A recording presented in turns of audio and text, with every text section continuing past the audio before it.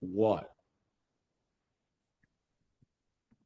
Welcome, everyone. It's Angelo Robles, and as you could tell, I'm on the road away from my normal location because we have such an incredible guest today. Not only did I have to dress up, not only did I have to get my trustworthy cigar ready that will be lit up today, but I'm so excited about today. So today we're going to cover Trump's America versus China's century.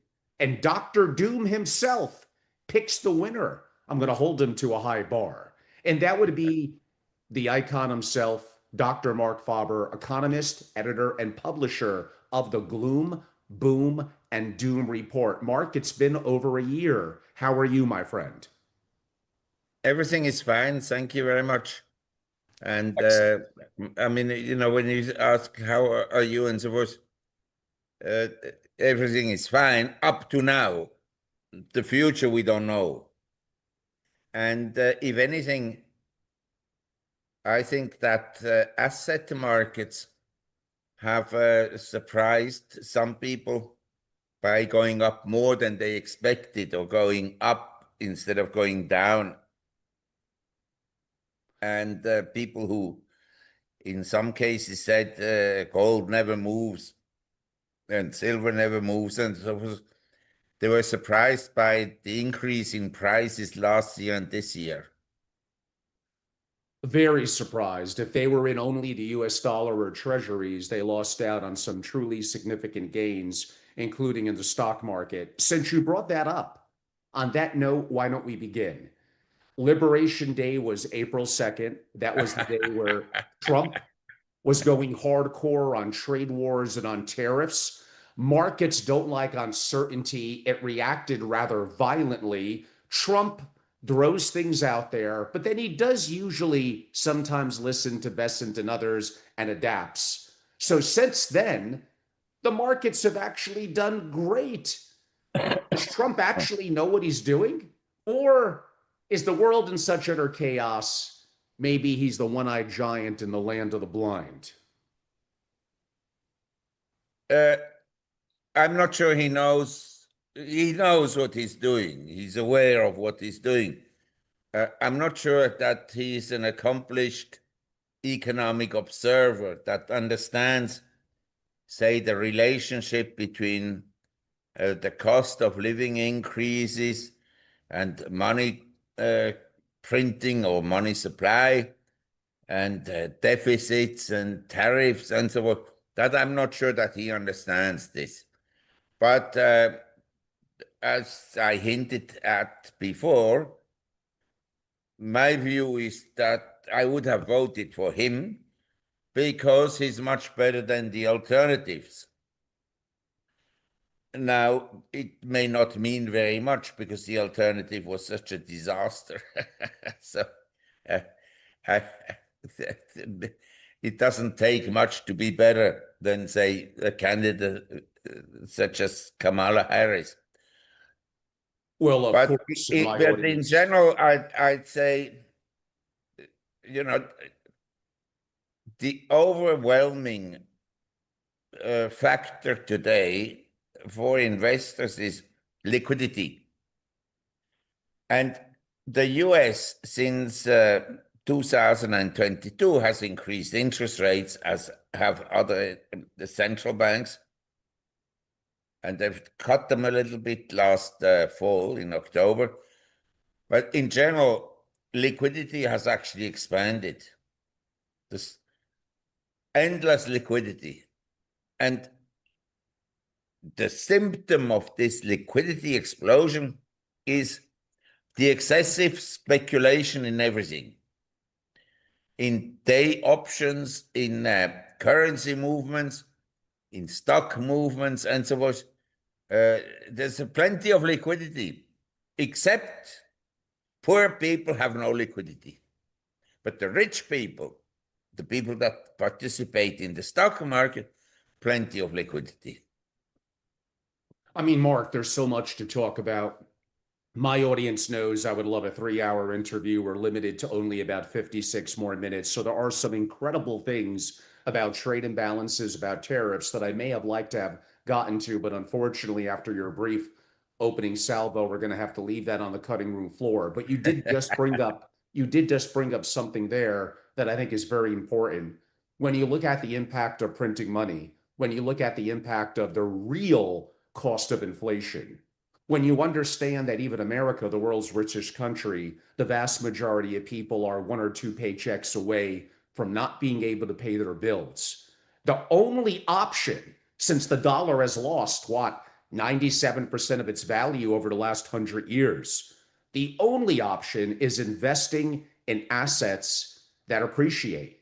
Historically, that has been stocks. We could definitely argue for gold. In today's world, perhaps Bitcoin and crypto, certainly real estate. None of that is any guarantee moving forward. But if you're not the top 20%, really the top 2 or 3%, participating by owning assets that go up in value ahead of the pace of what they're doing in what I would call money printing and inflation, you have no chance. Well,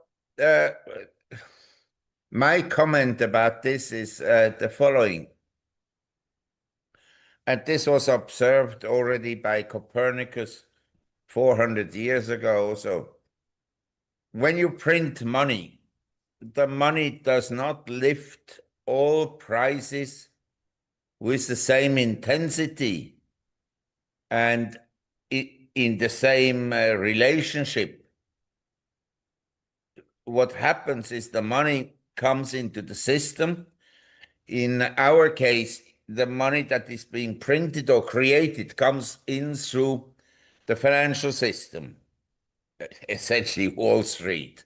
That's why Wall Street will never, never argue for tight money. They want easy money. They want liquidity. That's their bread and butter business.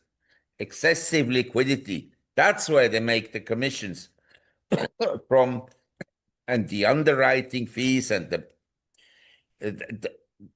the asset markets, when they go up, the fees for fund managers go up because the money becomes bigger and bigger and bigger. So you can charge the clients more. And you get the performance fees. So Wall Street has an inherent interest in money printing. Now the money comes into the economy through the money printing process, and then the money can go, say, into coffee or into cocoa, or you can go into gold or silver or platinum, or you can go into stocks, but not every stock. The last 2 years or 3 years, the money went principally into the FANG and FANG-related stocks and semiconductors and AI-related stocks. But some other stocks that didn't move. It's like the money went principally into the American stock market, but emerging markets and Europe grossly underperformed until the turn of the year. From the turn of the year, 2024 to 25, European stocks have outperformed the US, and some emerging markets have been surprisingly strong. And this is the point I'd like to make. In this environment I described of money printing, where liquidity is plenty, the liquidity will flow for 3 months in this corner of the world. And then 3 months later, it flows here. And 3 months later, there, and so forth. And so you get a lot of volatility. And some groups of stocks suddenly go up, like Chinese stocks and Hong Kong shares have grossly outperformed over the last 6 months because they came off low levels and rebounded very strongly because they were inexpensive. And say Hong Kong real estate had tumbled a lot and became cheap, and stock valuations were very low in terms of price to book. So And you understand, for the smart operators, this environment is very favorable. But an ordinary American, an ordinary citizen who doesn't follow the money trail precisely, it's very difficult to make money. of course, Mark, But I have to say, when people, I think 70% of US households and probably 80% of European households, they are struggling because the cost of living have gone up more than their salaries and the taxes have gone up. So the cost of living is expensive. But in my case, I'm someone with liquidity. In my case, the situation has improved. 3 years ago, 4 years ago, I got less than 1% interest on the money. Now I get 4%. or you could invest in gold the last couple of years and be getting 20% plus, Mark. Yes, yes, of And course. Bitcoin even more, and certainly the Mag But 7. Mark, I've been talking about gold for the last 40 years that that responsible people should own some precious metals because you cannot trust a government and you cannot trust central bankers. and So Mark, you must consider the consequences of the statement and say to yourself, what is actually true value in a monetary inflationary environment? And that are precious metals. do you believe a wealthy individual or family should directly own gold and silver and perhaps other metals, besides keeping it in their home or in a bank, which technically there may be problems? Should they keep it even offshore in a more secure, diverse location? You want me to get arrested? I think I No think one would yes. ever arrest you, Mark. Come on. I think you should diversify the holdings of your precious metals, which I suggest you hold in physical form. Mhm. So you should hold some in the US and maybe some in Australia and some in New Zealand and maybe some in Russia and some in China. So you understand? We don't know. We don't know how the world will look in 5 years' time. The politicians, they behave as if they would want to go to war. Ordinary people don't want to war. It's horrible. But we have in front of our eyes a war that doesn't make any sense at all. The Gaza Strip, this is a crazy idea, this war. Also, Ukraine, it's crazy. It's of no use to anyone. But the politicians, they want it. Mark, you've been called, I would use the word prescient for predicting what I would say are crashes. Cutting to the chase a little bit, is America's century or last 100 years, or really since Bretton Woods, what, 1944?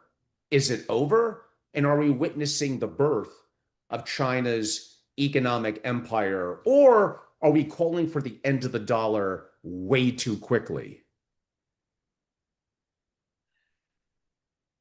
Sorry, I don't know. How are you sure about this? In general, for sure, in future, the dollar will be replaced. By It's what, now the Mark? reserve currency. But no reserve currency has survived for long. I mean, long, 200 years. But I think, to be fair, the Fed has printed money. There's no question about this. And we had significant cost of living increases. But say if I go to a supermarket in America and I buy goods, a basket of goods, and I lived in New York in 1970, 73, that period of time. If I buy the basket of goods today, then as in 1973 or 72, of course it will cost more. There's no question about this. But in my view, if you invested in the Dow Jones with dividends included, or you bought a house in America in the 70s, or you bought the S&P 500, or even treasury bonds with the interest accumulation, or you invested in gold at $35 an ounce, then gold has protected you very well. You understand? In 1970, you could buy gold at $35 an ounce, and now it's, what is it, 3,300, whatever. And so I think that there are ways to protect yourself, and you hinted at in a monetary printing environment, you need to own some assets. Now, the question is, at what price you buy these assets? Because if you bought 5 years ago commercial real estate in America, you're down big time, not a little. In some cases, 70%. Some buildings will be worthless because nobody's moving in. I have friends, they have offices in San Francisco, and they tell me the area is so dilapidated that nobody's moving in.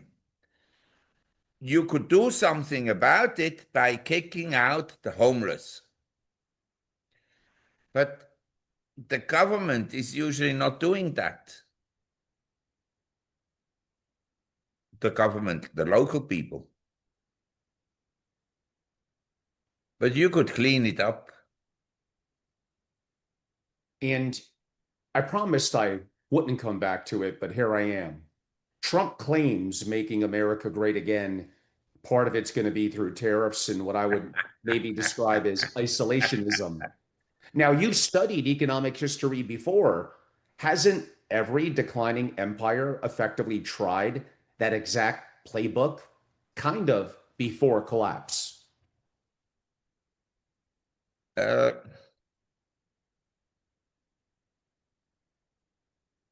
mean, I studied economics, and I also studied economic history and financial history. I was very interested in the subject.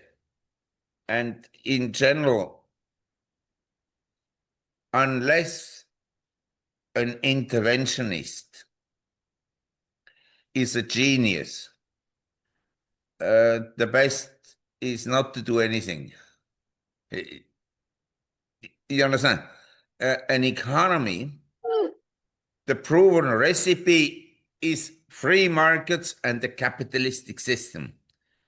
I'm not saying it's the ideal system, but it is superior to other systems because I've seen communist countries. I've been to these communist countries in the 1950s, 1960s, and it's a complete disaster. The planning economy does not work.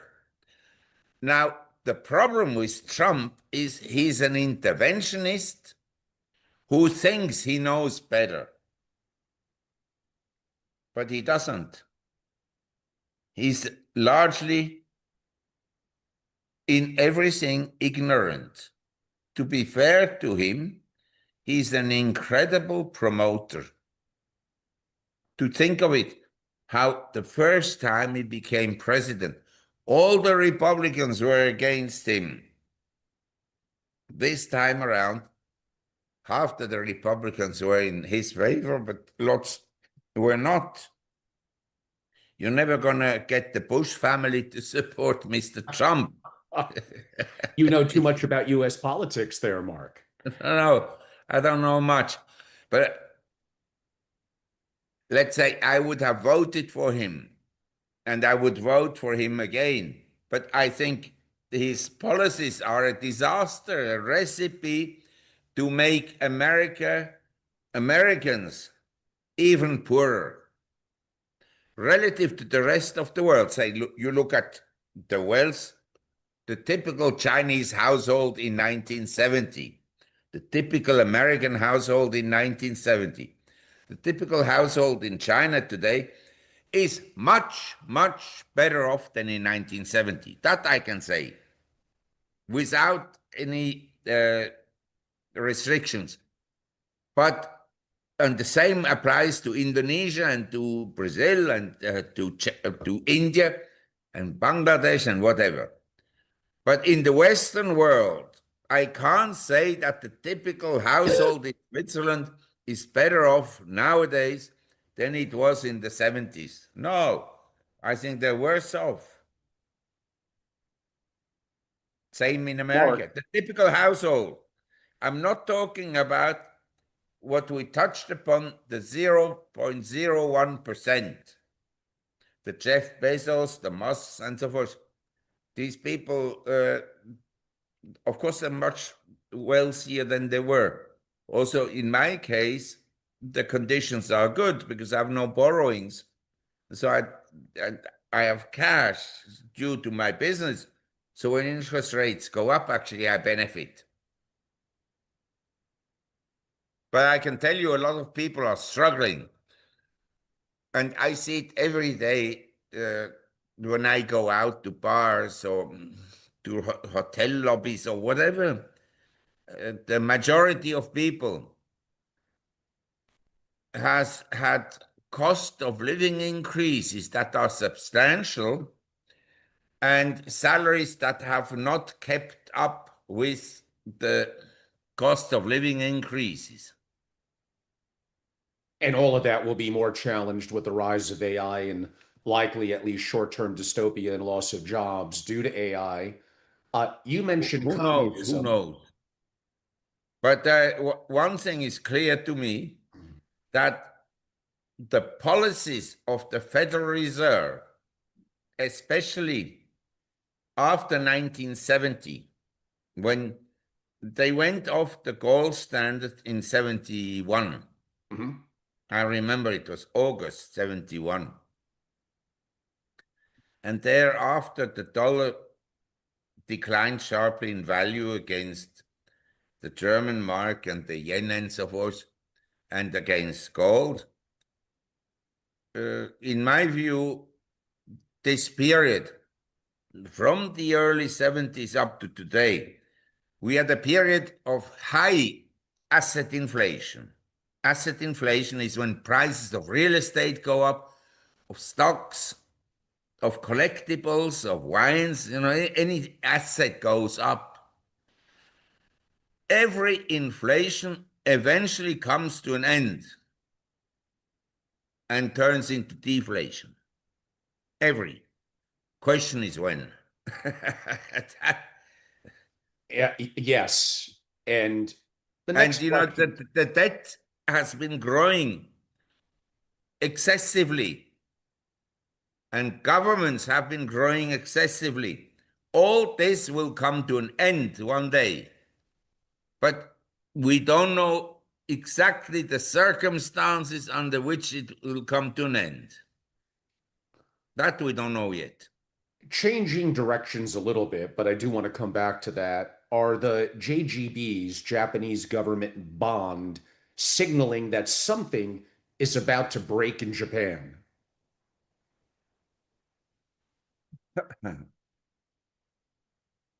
In my view, the conditions in Japan are very bad because the JGBs will probably go up more in yields. In other words, interest rates will continue to go up in Japan. And the government debt is such that it will likely become problematic I don't want you to smoke a load, In the Mark. I got sense, my cigar. yes, yes. I think that the problematic will be that all the tax revenues will be used to pay the interest on the government debt. All All of it. of it. In America, similar, not all of it, but the interest payments on the debt, in my view, in the long run will go up. They will try to lower it. That's why Trump is always arguing for lower interest rates. But in my view, under him, the debt will go up and the rate of inflation will go up. Well, Mark, what will actually happen if the Fed cuts rates? Could the yield curve actually steepen? Yes, of course. And I'm not sure if you're following some of the recent acts that President Trump and the government has passed, but the Genius Act creates a gateway for the Fed, keeping the dollar all powerful as the world reserve currency to use stable coins, possibly at one time in the future, to monetize debt. Is that going to keep the Ponzi going? Or if China and Japan buy less treasuries, but stable coins like Tether, like USDC, buy trillions of dollars worth, that could keep the dollar, the world reserve currency, for a long time to come. Yes, the dollar may remain a world currency, but it doesn't prevent this world currency to depreciate in terms of purchasing power.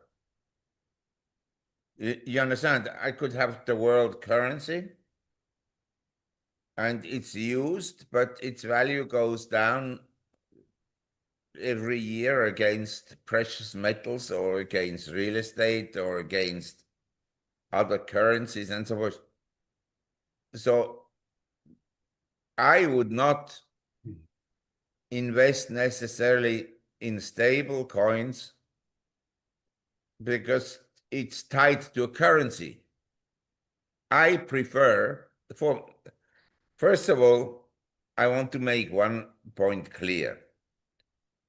Unlike Mr. Trump and unlike politicians, I don't know how the world will look like in 5 years' time. I mean, I have friends who are well informed. They're convinced we're headed into World War III. Now, how the world will look like after World War III, I'm not sure. And I'm not sure I will be here to watch it. But these are things we don't know. Number two, I remember at Friends, they were the strategists at Merrill Lynch in the early 80s, and they were very famous for their reports warning about excessive debt growth and that inflation would accelerate and that the system was going to collapse. And here we are 40 years later and it's still existing. You understand? With money printing, you can keep the system going for a long time. Indeed. A long time. And, you know, you look, say you go to Turkey, or now the rate of inflation in Argentina is coming down. But before you went there and you walked around the shops and the restaurants and so forth, they were full. And yet you had very high inflation rates. Same in Turkey, because the economy then becomes kind of dollarized. So as long as you can print money, the system can last a very long time. And especially in a case where you have like the dollar, your reserve currency, and the others are run by central banks that print either the same quantity of money or even more than the US. So on a relative basis, your paper money is relatively better than others. Compare. The dollar has been strong over the last few years against the Canadian dollar, against the New Zealand dollar, against the Australian dollar, and. Mark, But like I it's not always, been strong against precious metals and not been right. strong against bitcoins.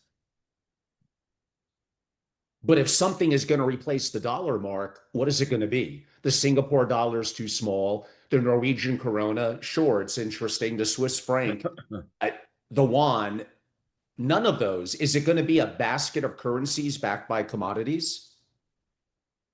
The answer is again, I don't know. I suspect that in this period of not knowing, your best bet for financial survival and prudent financial survival is to own some precious metals, physical form. And to own it, as I said, in different locations, not all concentrated in the US. What's your take on why are central banks buying so much gold? Well, I don't think that the Western central banks are buying a lot of gold, but central banks in countries like Brazil, Russia, China, India, and so forth, they buy gold because the additional problem of the dollar as a reserve currency is countries, especially since we have Trump as a president, are becoming concerned or more concerned about the value of their investments in dollars. And can they access these dollar reserves? Now, we had example where the Americans froze assets of Afghanistan, of all countries, one of the poorest countries in the world. What do the Americans do? They go and seize the assets. They seized the assets of Russia. So if you're China and you have large dollar reserves, do you sleep well? No. So also I, as an individual, I have assets, I have dollar, but I keep my dollars outside the US.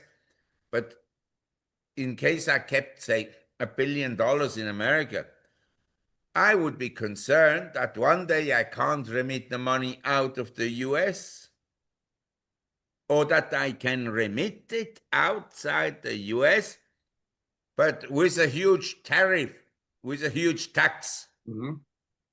It's a possibility they can do that. Of course it is. And what do They you think can happened to the do. Russian oligarchs And with their assets in dollars and frozen? I think the people are increasingly concerned about holding assets in the US, quite frankly. Mark, So the answer to your question is,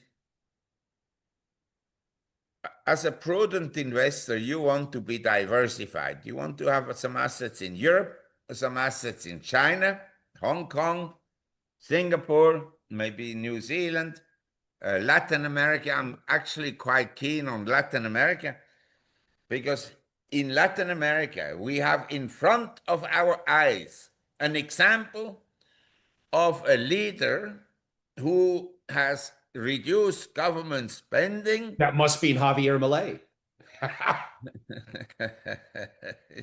And I mean, he's done a wonderful job in Argentina.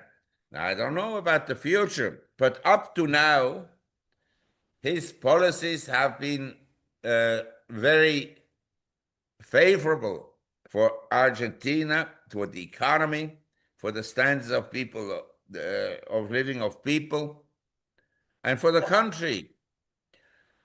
But of Mark, we course, haven't, the one part of the the world people you could, that attend these conferences like Davos, the interventionists like Trump and Carney and Starmer in Britain and so forth, and Macron, These are all conceited interventionists. They think they know. Mark, how come And you mention the United Arab Emirates or aspects of the Middle East? well, the reason some of these countries have done relatively well is that they have people who run these countries with reasonable wisdom. I mean, I went to Dubai in the early 70s. The tallest building was a building of about 12 stories. And now it still exists. It's called the International Building. It's right at the entrance into Dubai when you drive from Abu Dhabi. But it's a midget among the buildings that are all around it. And the Sheikh Maktoum of the family of Dubai has done a fantastic job. But it's not the job of a democracy. It's the job of a leader with wisdom. Mark, back a little bit to But commodity. the Westerners, they don't want to tell you this story because they promote democracy, because they know that with democracies they can vote for themselves, money for themselves. They can enrich themselves. What do you think about family offices, not just investing in gold and silver, but with the advent of AI, with the critical minerals, rare earths? I think of platinum, palladium. Are there ways for family offices to be more diversified in commodities? Should they do ETFs or have direct ownership? They can buy Newmont Mining, they can buy Barrick, they can buy Max Silver, um, Majestic Silver, and so forth. There are lots of opportunities. They can buy oil stocks. The stock market has been rewarding for very few stocks in the last 3 years. The majority of stocks haven't done well, but because these stocks haven't done well, they're reasonably priced. I mentioned Hong Kong before. It was very cheap. Now it's gone up a lot, but it's still very low compared to what it was and compared to other markets. So I think there are plenty of opportunities. Interesting. Beverage stocks, talking about us, beverage stocks and tobacco stocks are still reasonably priced. Yes. Uh, Taiwan, Mark, can be a flashpoint that everyone is watching. If China invades Taiwan during Trump's term, does America actually fight? Or do we discover perhaps the empire has no clothes? Of course, they will fight, but the ability is questionable, and it will depend on how involved the US is in Europe and in Russia. Lots of things can happen. I'm telling you, you ask me questions which I cannot answer because I don't know what the situation will be at that time.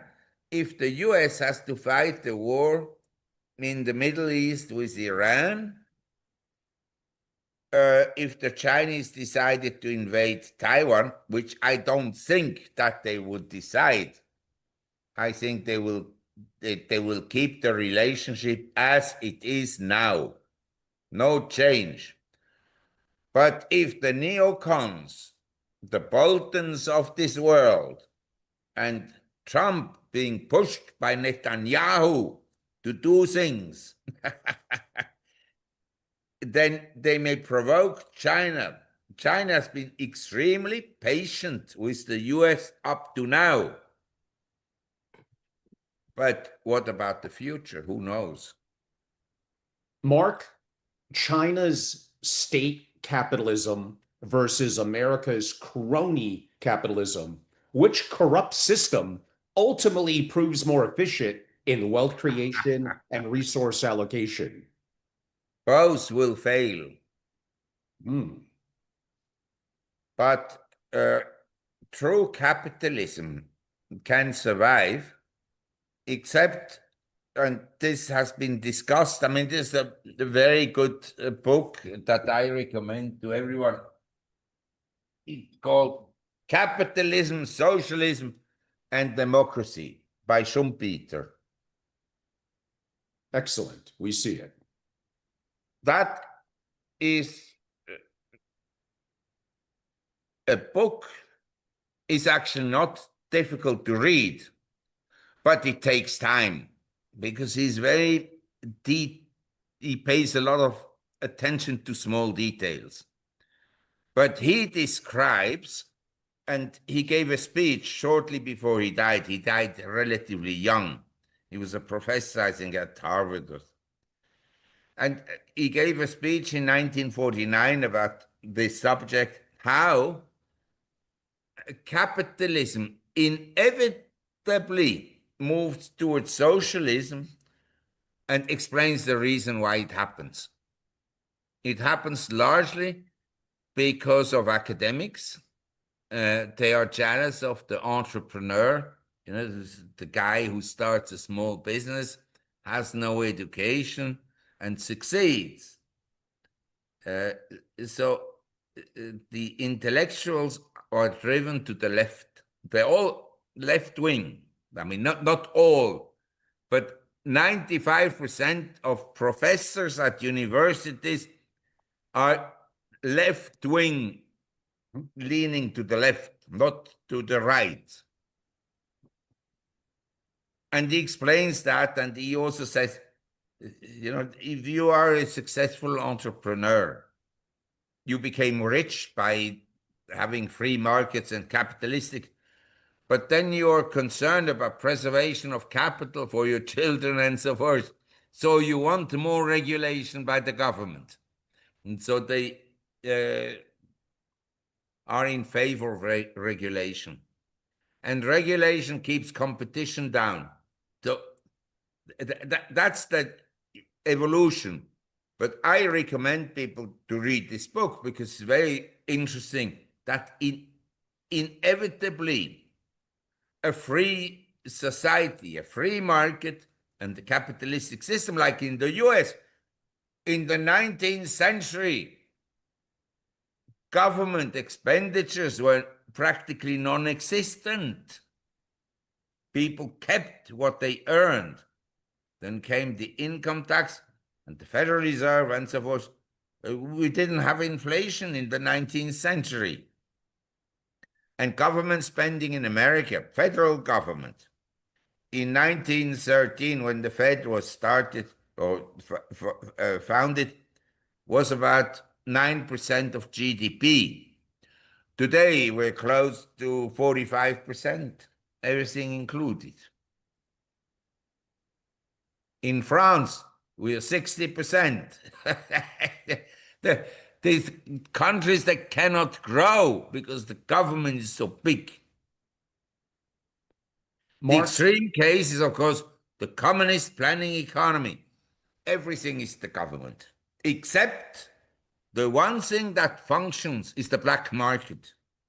The black market always functions. Mark, if you had to put 100 million in either American or Chinese assets for the next decade, where does the smart money go? Look, at the moment, Chinese stocks are inexpensive.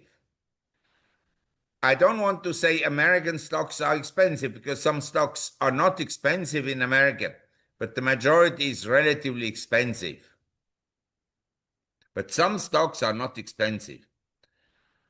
And my view is not 100 million either China or either America.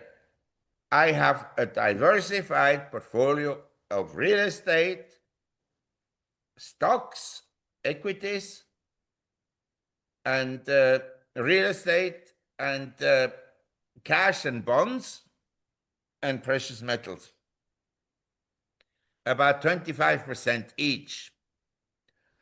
And in different geographical locations. I mean, I have some European stocks, I have some Canadian stocks, I have some Australian stocks.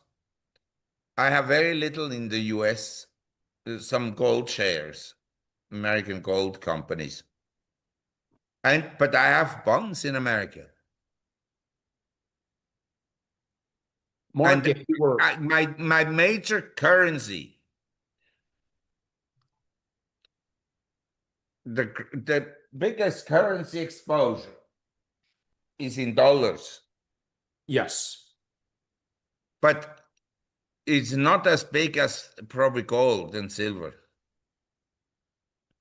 And I know this goes back to a question I kind of asked earlier, but if forced to live under American chaos or Chinese control, like what's the better option? For me, being someone who creates independent wealth, is an American at heart and literally, American chaos, entrepreneurship, capitalism is the way to go. But maybe most people, I don't know, maybe 80% want someone to tell them what to do, wants a government to kind of take care of them.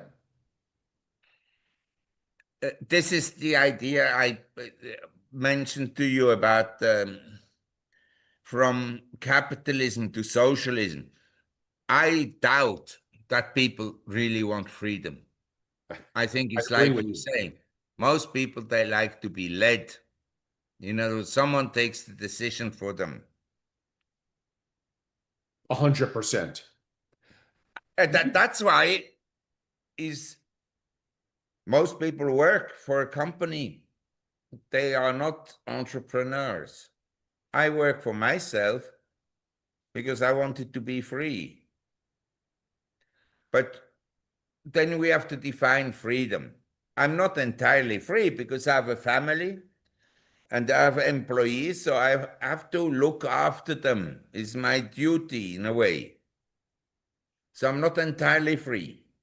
Mark, many decades ago, you elected to leave your birth home in Switzerland and broadly Europe and go to Asia. Why?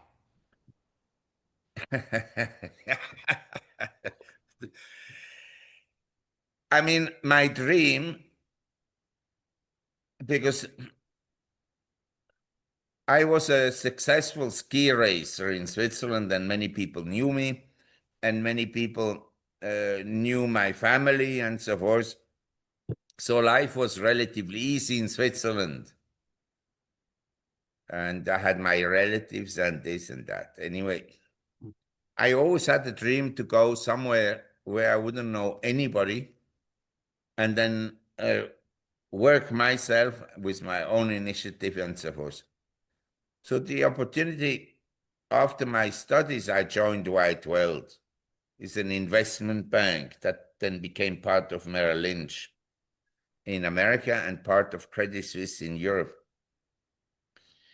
And then I worked in their office in Hong Kong and developed business throughout Asia with wealthy people.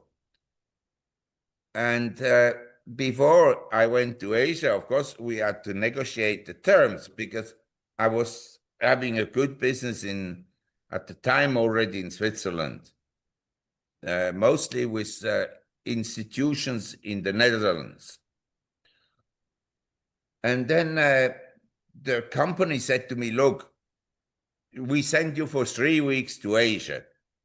And you can stay in Asia, in Hong Kong, Tokyo, where you will be working. And then you tell us whether you want to go there and live there, because we don't want you to go there for 1 year and then say you don't like it. We want you to go there for a long time. So I went for a day to Tokyo and for a day to Hong Kong and for 2 weeks to the beach in Pattaya in southern Thailand. Of course. It's the sex capital of the world. And then I said, yes, I like Asia. So that is the reason I came to Asia. Excellent. And But Mark, we didn't I really, want to say one thing. please. already as a child, I felt that the Western world, particularly Europe, was moving to the left, strongly to the left. And I felt that, especially when I saw Hong Kong, the wheeling and dealing atmosphere with no regulation to speak of. I remember Hong Kong, they had a stock market that was very active, and they opened a SEC. I mean, they call it SFC, like the SEC in America. They had one staff and one assistant. Yes. You understand? It was very free dealing. But that propelled Hong Kong into an incredible growth phase, because if in Asia, even today, you don't work, you have nothing. In Thailand, people don't need to work because there's plenty of food. But in the Philippines, in Hong Kong, Singapore, you don't work, you have nothing. There's no social security to speak of. So the incentive is for people to, tighten their belts when things go bad. And when the economy expands, then they can make money. And this is a completely different mentality. And of course, the socialists will tell you, yeah, we need more this and more that, and more social contributions in Thailand and in Indonesia and so forth.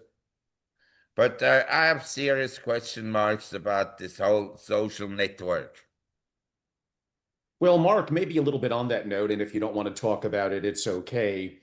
Here in the US, in New York, and even in Minneapolis, St. Paul, but let's stick to New York City. We have a gentleman who's probably going to win the mayoral race. Now, again, it's the mayor of a big city. It's not a governor. It's not a president. He is a hardcore Mamdani socialist into a communist. It seems like more and more Americans that are younger, that are finding challenges with jobs, that are in debt from college loans, they want things for free. They want someone, any politician wants to get elected, to promise them the moon, as if the money, which is a mayor can't do, is printed from nothing. Is America beginning to become more chaotic, and are big cities going to fall under the precipice, for lack of a better word, of socialistic and communistic practices?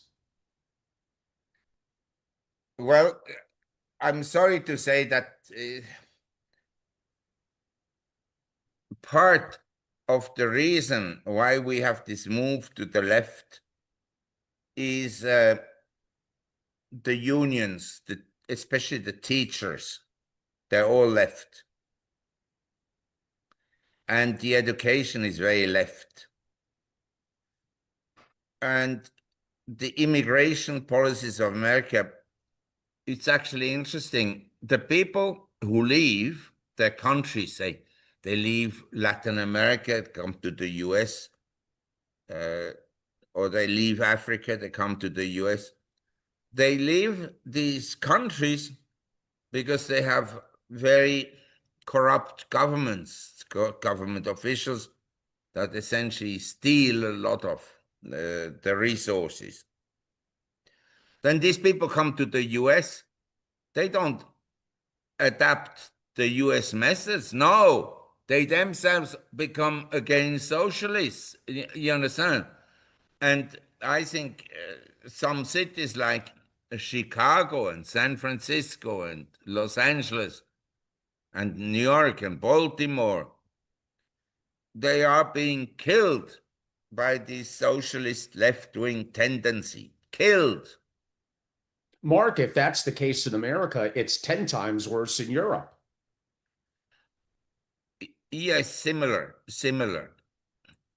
But as I told you, the tragedy, say in Germany, is the rich people actually support the socialists. They support them.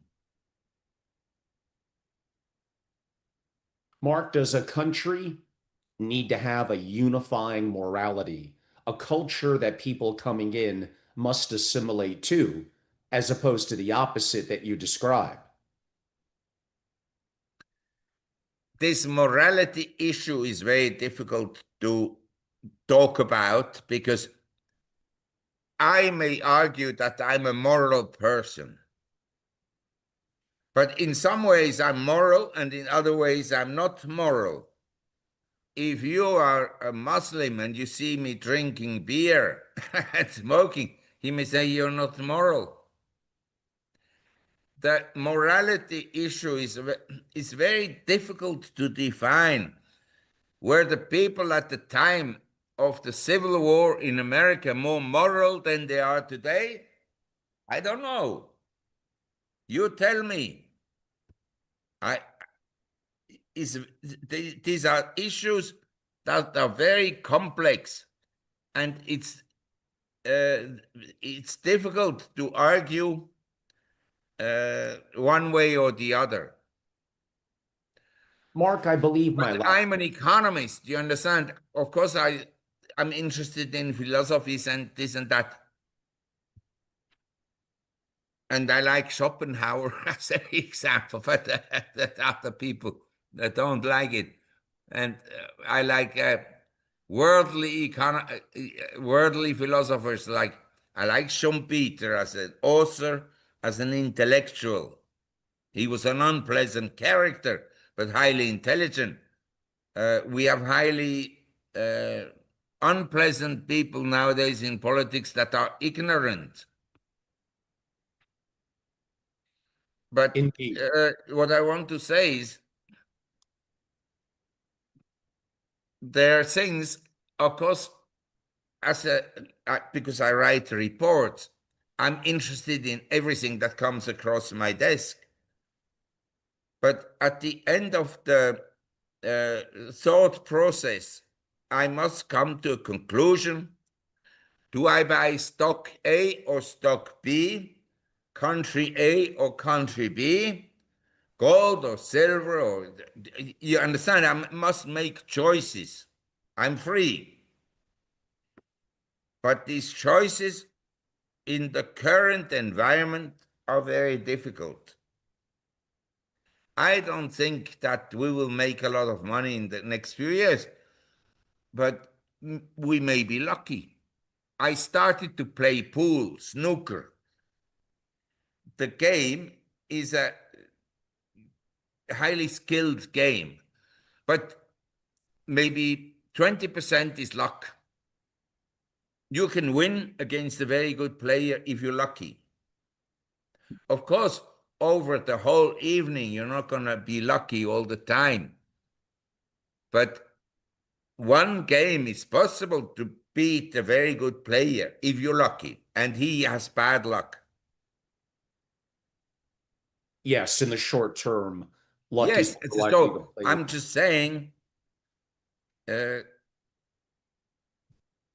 I find the current environment not very conducive to make a lot of money, but I'm eager not to lose a lot of money. Never mind making money, just I don't want to lose too much. Mark, we don't have time to get into AI, but indirectly, as part of AI, is the build out of data centers, of infrastructure, commodities, electrical components. And the one thing we didn't talk about, the massive need for energy. Would you say that moving forward in the next 5 or 10 years, that energy stocks and opportunities could be a valuable play for family offices?